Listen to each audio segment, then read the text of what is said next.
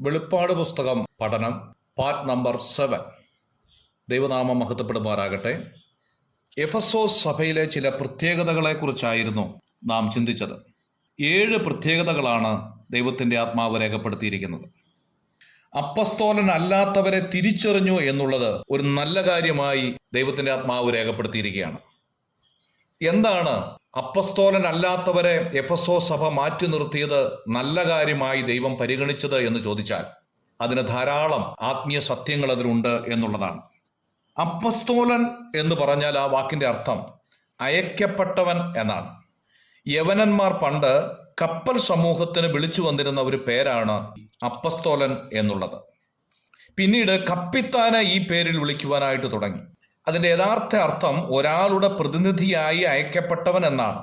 യേശുവിനെ ഈ നിലയിൽ അപ്പസ്തോലൻ എന്ന് വിളിക്കുന്നുണ്ട്. എബ്രായ ലേഖനം 3-ാം അധ്യായം അതിന്റെ 1-ാമത്തെ വാക്യത്തിൽ നാം സ്വീകരിച്ചു പറയുന്ന അപ്പസ്തോലനും മഹാപുരോഹിതനുമായ യേശുവിനെ ശ്രദ്ധിച്ചു നോക്കുവിൻ എന്ന് കാണുന്നു.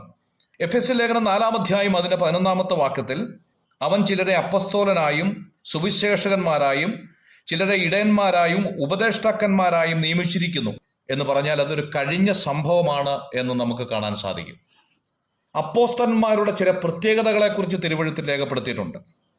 ലൂക്കോസിന്റെ സുവിശേഷം 6-ാം അധ്യായം അതിന്റെ 12-ാമത്തെ വാക്യത്തിൽ നാം വായിക്കുന്നു, അക്കാലത്ത് അവൻ പ്രാർത്ഥിക്കേണ്ടതിന് ഒരു മലയിൽ ചെന്ന് ദൈവത്തോടുള്ള പ്രാർത്ഥനയിൽ രാത്രി കഴിച്ചു. നേരം വെളുത്തപ്പോൾ അവൻ ശിഷ്യന്മാരെ അടുക്ക പിടിച്ച് അവരിൽ 12 പേരെ തിരഞ്ഞെടുത്തു എന്ന് കാണുന്നു.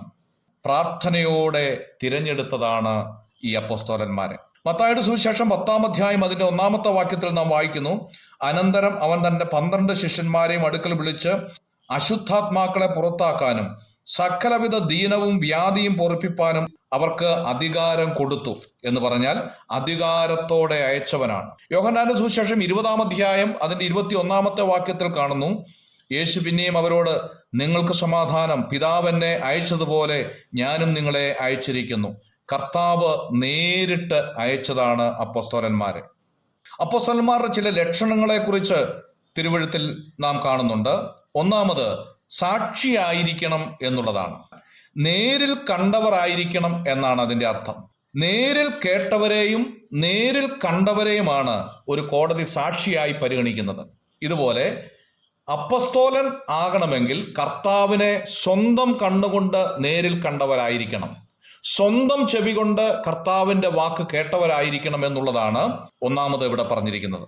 അപ്പോസ്തല പ്രവൃത്തി 1-ാം അധ്യായം അതിന്റെ 21-ാമത്തെ വാക്യത്തിൽ നാം വായിക്കുന്നു, ആകയാൽ കർത്താവായ യേശു യോഹന്നാന്റെ സ്നാനം മുതൽ നമ്മെ വിട്ട് ആരോഹണം ചെയ്ത നാൾ വരെ നമ്മളോട് കൂടി സഞ്ചരിച്ചു പോന്ന കാലത്തെല്ലാം ഞങ്ങളോട് കൂടി നടന്ന പുരുഷന്മാരിൽ ഒരുത്തൻ ഞങ്ങളോട് കൂടി അവന്റെ പുനരുത്ഥാനത്തിന് സാക്ഷിയായി തീരണം.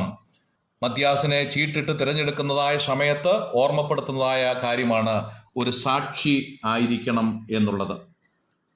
1 കൊരിന്ത്യർ 9-ാം അധ്യായം അതിന്റെ 1-ാമത്തെ വാക്യത്തിൽ വായിക്കുന്നു, ഞാൻ സ്വതന്ത്രനല്ലയോ, ഞാൻ അപ്പോസ്തലനല്ലയോ, നമ്മുടെ കർത്താവായ യേശുവിനെ ഞാൻ കണ്ടിട്ടില്ലയോ. അവിടെയും കാണണം എന്നുള്ള വാക്ക് കാണുന്നു.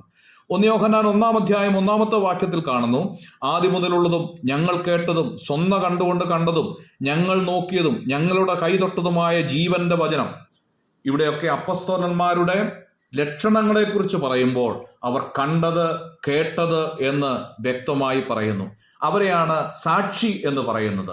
ഇങ്ങനെ സാക്ഷിയായവർക്ക് മാത്രമേ ഒരു അപ്പോസ്തലനായിരിക്കാനായിട്ട് കഴിയുള്ളൂ.